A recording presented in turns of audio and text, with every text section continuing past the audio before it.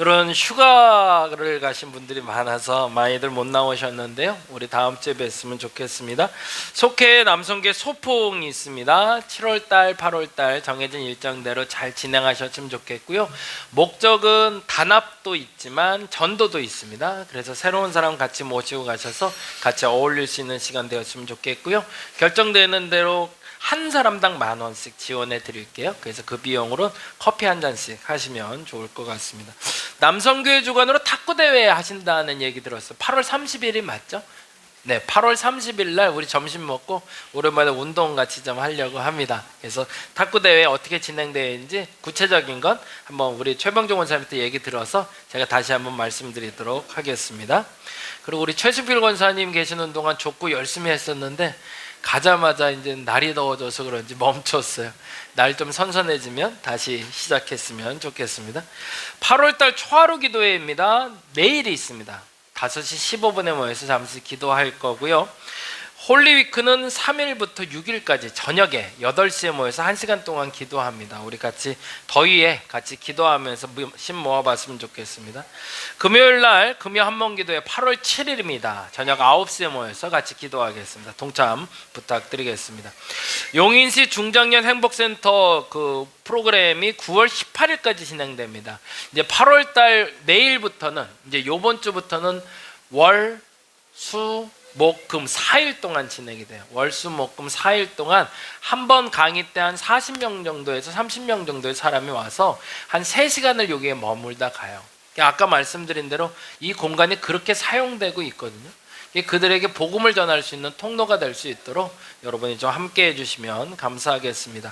문화모범 가장 원초적 미학 춤추는 치유라는 제목으로 우리 장영미 집사님 잘 참석해 주셔서 감사한데 다음 주가 이제 마무리가 됩니다. 그래서 잘 마무리할 수 있도록 그리고 그 모임이 좀 지속되기를 제가 좀 기대를 하고 있는데 잘 연결될 수 있도록 여러분 기도해 주시면 감사하겠습니다. 자, 8월의 찬양 원하고 바라고 기도합니다입니다. 다 같이 일어나서 찬양하시고 오늘 예배 마치겠습니다. 여러분의 소원이 여러분의 기도가 다음에 고백이 되기를 바랍니다. 같이 찬양하겠습니다.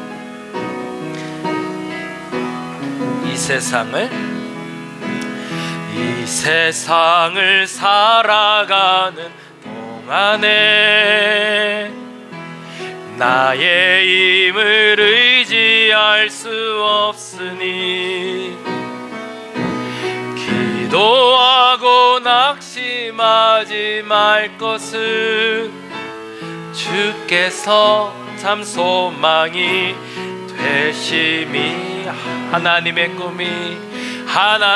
꿈이 나의 비전이 되고 예수님의 성품이 나의 인격이 되고 성령님의 권능이 나의 능력이 되길 원하고 바라고 기도합니다. 주의 길을 걸어가는 동안에 세상의 것 의지할 수 없으니 감사하고 낙심하지 말 것은 주께서 참 기쁨이 되심이라.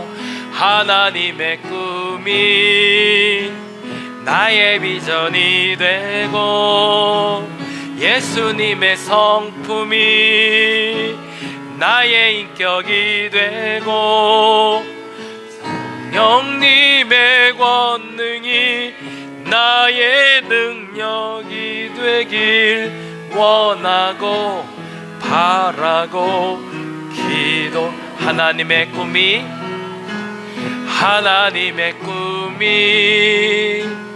나의 비전이 되고 예수님의 성품이 나의 인격이 되고 성령님의 권능이 나의 능력이 되길 원하고 바라고 기도합니다. 이제는 우리 주 예수 그리스도의 은혜와 아버지 하나님의 극진하신 사랑하심과 성령님의 감화, 감동, 교통, 역사하심이 물이 바다를 덮음같이 세상과 하나가 되되 구별되고 그 안에서 평화를 만들어내는 깃발이 되기를 원하는 저들에게 지금부터 영원토록 함께 하옵시기를, 멀리 휴가 중에 그리고 여러 가지 사정으로 함께하지 못하는 이들에게도 지금부터 영원토록 함께 하옵시기를 간절히 축원하옵나이다.